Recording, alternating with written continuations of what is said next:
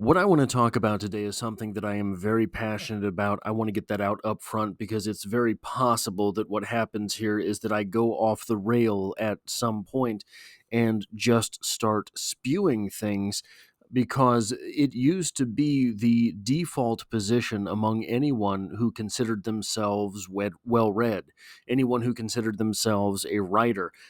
Both of these certainly used to sort of encompass the journalist class. Two people or two qualifications for people that wanted to be journalists was to be well read and to be a writer. You had to anyway. I'm already doing it. I apologize. But we have an example of something extremely insidious from the mainstream media over the weekend. Something I can't believe that I'm seeing. I had to watch this clip several times from several different sources. I'm not exaggerating because I thought that there was no way that this was the genuine clip. I thought that there was no way this was what was actually going on. It doesn't make sense to anyone who has ever made an argument ever. I'm not talking about an argument for free speech. I'm talking about an argument, period, because to be this anti-free speech is to just say, take my mind, take it now, tell me what I need to say. Absolutely despicable. For anyone who doesn't know, what has happened is that J.D. Vance was in Germany, where he essentially castigated all of Europe for their basically lack of free speech, but essentially being speech police because that means that you're thought police. And what could you ever do to stop someone's thoughts? Well, you have to treat them very harshly. So Marco Rubio then appeared on the CBS show Face the Nation with Margaret Brennan. The host, Margaret Brennan, then questioned Rubio on Vance's statement, and Rubio said that basically he supports the sentiment. And then Brennan unloaded this absolute keeper. Uh, Margaret Brennan with one of the dumbest things, hopefully, that I've ever heard. Because there's two ways that you get to this place. One, extreme stupidity. Absolutely mind-bending moronism. Just that's it. The second way is that you're evil. And because you're evil, you're trying to convince people that free speech is a bad thing. And we're going to get at the end of this video some of the arguments why free speech is so important. What is so vital about free speech? But Margaret Brennan tries, I think, to corner Marco Rubio for J.D. Vance's statements with a gotcha sort of quote about, of all people, the Nazis. Remember, J.D. Vance had gone to Germany, and in Germany was giving this speech, sort of saying, hey, we need freedom of speech. She said this, well, he, J.D. Vance, was standing in a country, Germany, where free speech was weaponized to conduct genocide. Oh, yeah, that was the big problem with the Nazis. Too much free speech, man. Everybody got to say whatever they thought and felt. It was a real hippie fest. Too much free speech with the Nazis. That was the problem. Everybody died. Too much free speech. They weaponized free speech. All-time banger. Absolutely mind-bendingly stupid. Anyway, he was standing in a country where free speech was weaponized to conduct genocide. And he met with the head of a political party that has far-right views and some historic ties to extreme groups. Now, I'm going to be quite honest. I don't know the veracity of any of this. European politics does not interest me. I think that Europe is essentially lost. Europe is lost to the ages. They are already policing thought. come to them what will. They do not innovate, they just adopt. So Europe will become what Europe deserves to become over the next 20, 30, 40, 50 years. The context of that was changing the tone of it, and you know that. So here's what she's done. This absolute buffoon, I hope, she's an idiot. This absolute moron, I hope, she's a dum-dum, because the alternative is even worse. This absolute breathtaking nut job has raised the specter of Nazism and then said, you just said you agree with that, but you don't. Do you? You don't agree with that. Do you? Because we can have it out right now, Marco.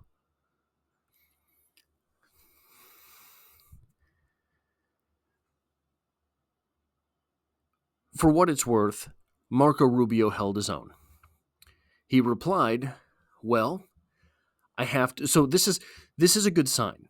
And I don't mean this as an attack on Marco Rubio. I have no real opinion on Marco Rubio, not someone I've really ever followed.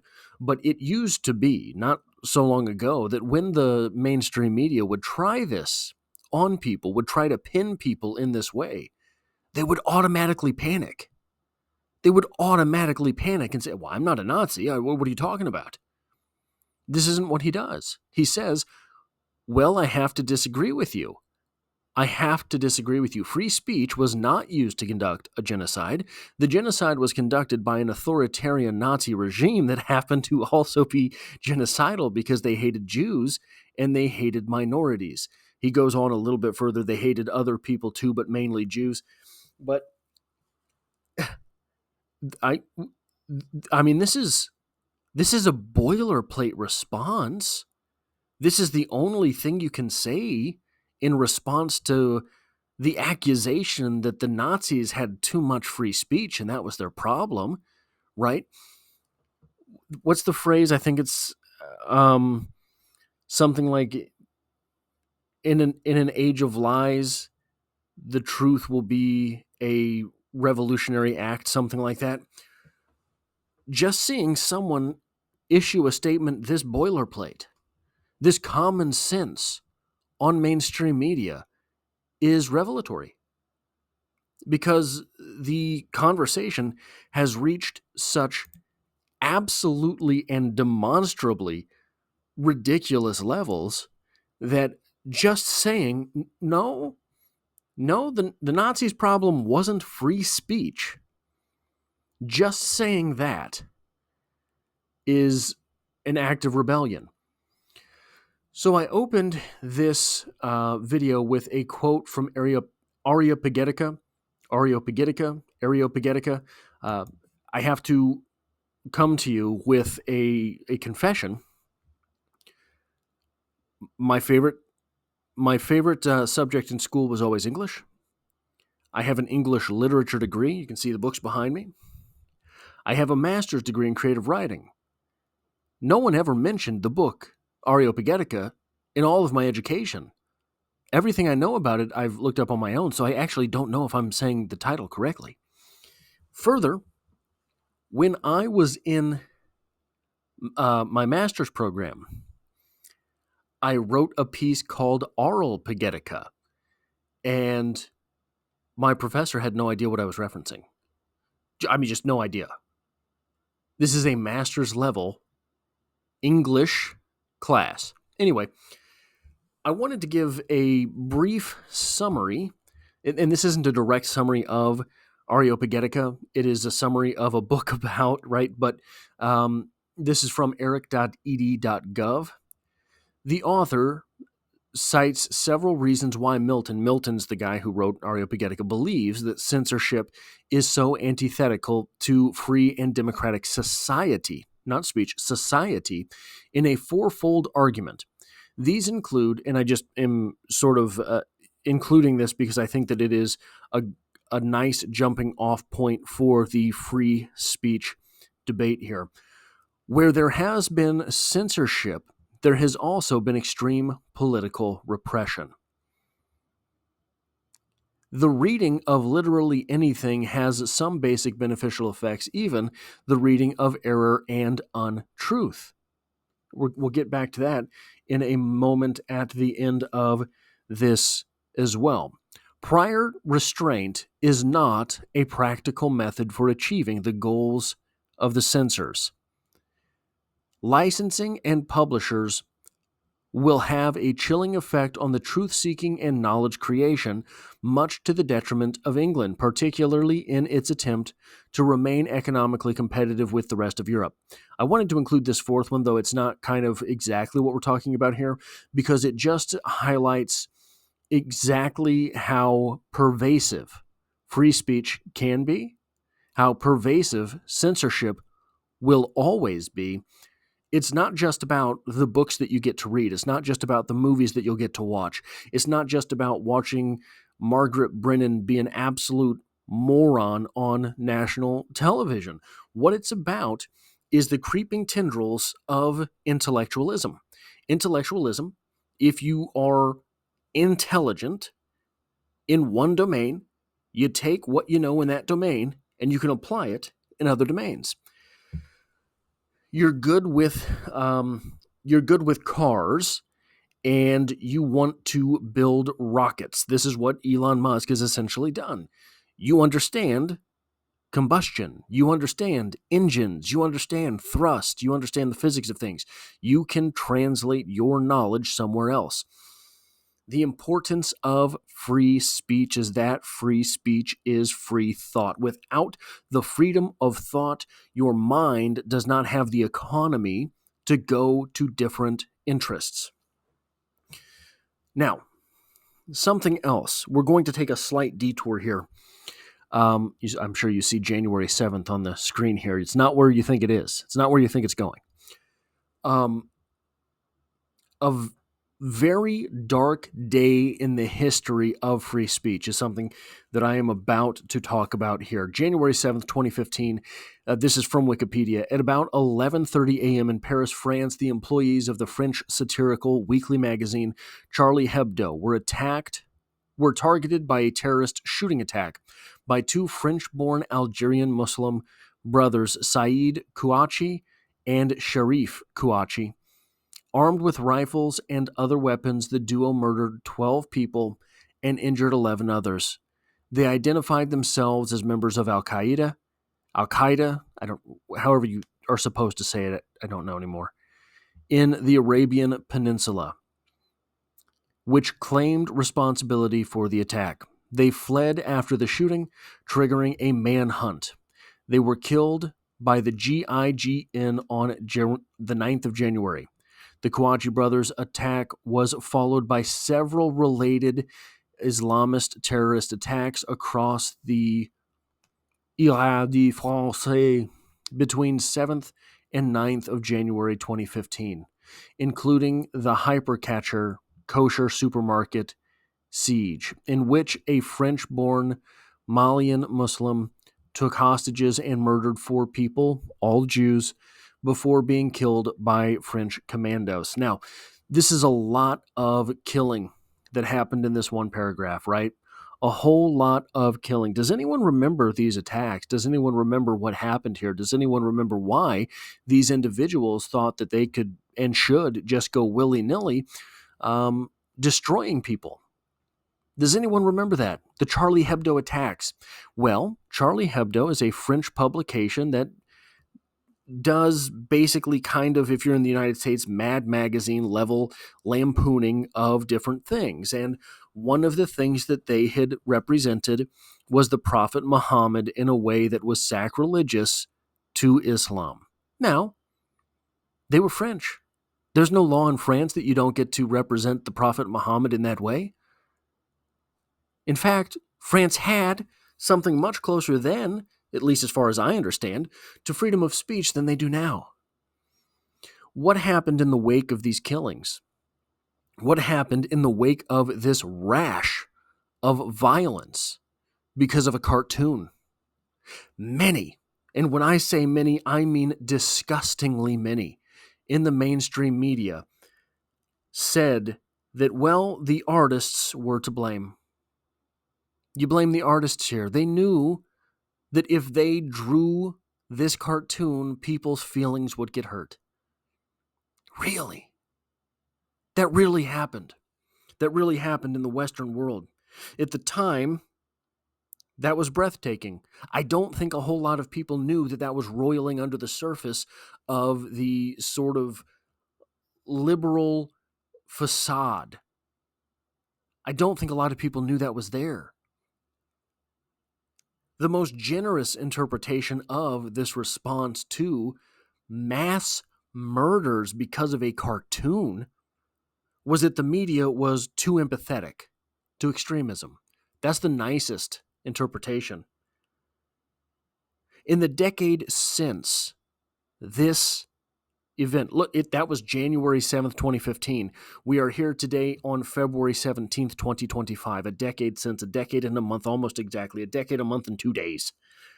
In the decades since, it has been obviated that the mainstream media was not sympathetic, the mainstream media was not empathetic, nor do they simply find themselves harboring violent ideologies. No, those things are too passive for what we're witnessing. The mainstream media is clearly instigating this type of hatred, clearly instigating, promoting this type of division, clearly instigating and promoting the ideologies that would have someone take to arms because of a cartoon. Because of a cartoon. If you are not adult enough to deal with your emotions because someone else has drawn a cartoon, you need to sit in timeout for a little while, brother. While we are talking about free speech, there is a quote that I always come back to. It is a quote from Christopher Hitchens. In his, I believe this was in some of his final days, he got a chance to debate a whole lot of people. And he was addressing the crowd after one of these debates. And you can find this on YouTube. And maybe it's just because he was such a talented orator, but it didn't seem to me like this was written. And it's one of the most beautiful quotes that I've ever read.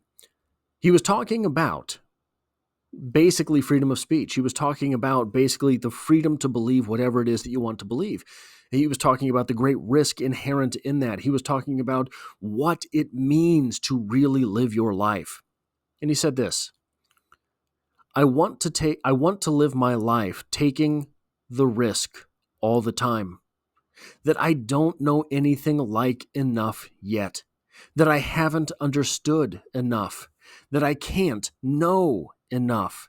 That I'm always hungrily operating on the margins of a potentially great harvest of future knowledge and wisdom. Take the risk of thinking for yourself. Much more happiness, truth, beauty, and wisdom will come to you. These were some of his final public words. Take the risk of thinking for yourself. Much more happiness, truth, beauty, and wisdom will come to you. What else is there? What else is there?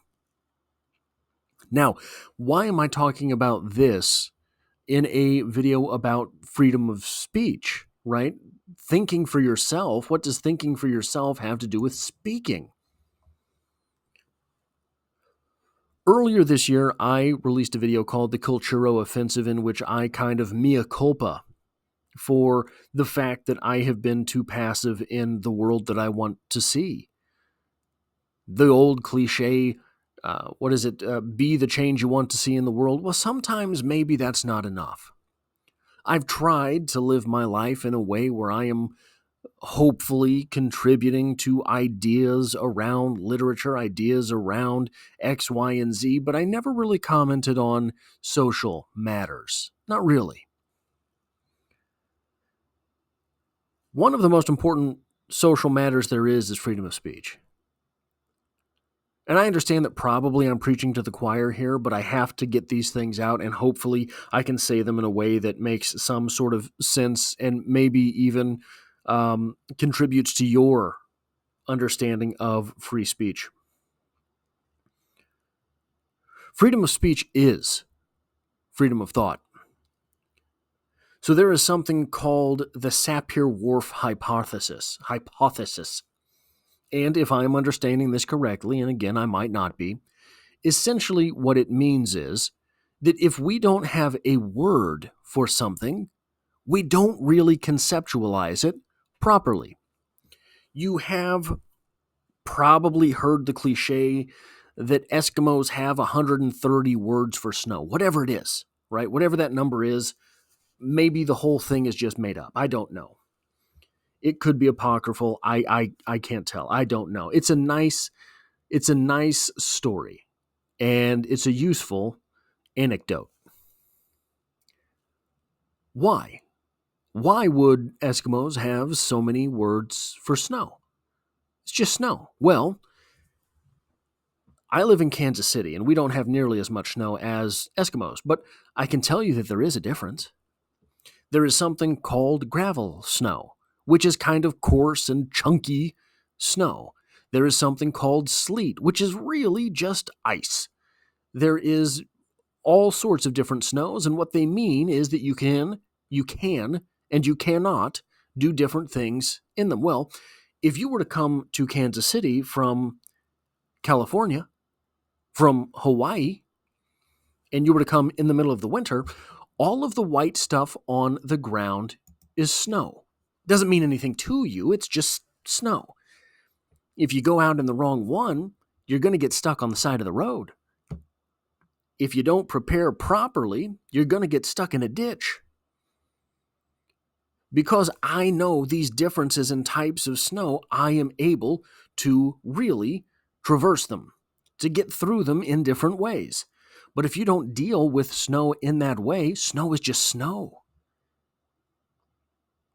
The freedom to talk about things is the freedom to build up this arsenal of ideas. To build up this arsenal of ideas so that we can communicate them. If we can't communicate them, if we can't think them, they don't really exist to us. So, taking away freedom of speech, taking away freedom of press, that's different to you and me. But if the idea of freedom of speech doesn't exist, that delineation isn't there. If you stop either of those things, freedom of speech or freedom of press, my hackles are up, right? I understand something very bad is on the way. But if you don't have the tools to talk about that, you don't have the tools to see it coming. And then you only have the tools to suffer after the fact. And you won't even know you're suffering because you won't have the words for it. You don't know your freedom of speech has been taken away. You don't know the freedom of press has been taken away. And here's the other thing about this part of the argument. You have sort of the common defenses of hate speech. You can't do hate speech. Hate speech is against the law. Well, racism is hate speech. Right? We all agree that's a bad thing. But what's the answer to it? Saying that you can't talk about it? Or proving it wrong? Saying that you can't talk about it makes those who believe it sort of, paranoid that you're telling them they can't talk about it because they're right. They're not right. They're wrong. And it's easy to prove it. Bad ideas have to be shouted down. Here's the thing. The bad ideas, they're usually the easy ones. So you see differences between you and other people, and those other people all happen to be a different ethnicity. It's a very simple conclusion to think that ethnicity, because you can see it, it is obvious you can see it, that ethnicity has something to do with the difference between you and them. So you hate that ethnicity. It's a very easy idea to come to. It's also a very easy idea to disprove.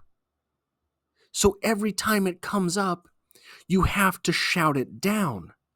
But without the freedom of speech for that person to speak up and have that bad idea, to say that stupid thing, we never get the opportunity to shout them down. We never get the opportunity to prove wrong people wrong because their wrong think is made illegal. You do not make bad ideas illegal. You simply prove them out as bad ideas. It sucks because it's a lot of work over and over again, but it's the only way to make sure those bad ideas do not take root. If you disallow the arguments, the thinking stops there, but the hatred has just begun. If you disallow the arguments, the thinking does not carry forward, but the hatred does. That is all I have for this video. An absolutely mind-boggling, stupid thing that you can go ahead and tune into mainstream media and see on a daily basis. If you like this sort of thing, hitting the like button really does help me out. If you find yourself here by chance but not design, hitting the like button helps me out. Consider subscribing in order to stick around for arguments like this in the future. I'm hoping to do more videos like this. And as always, I hope to have you back for the next one.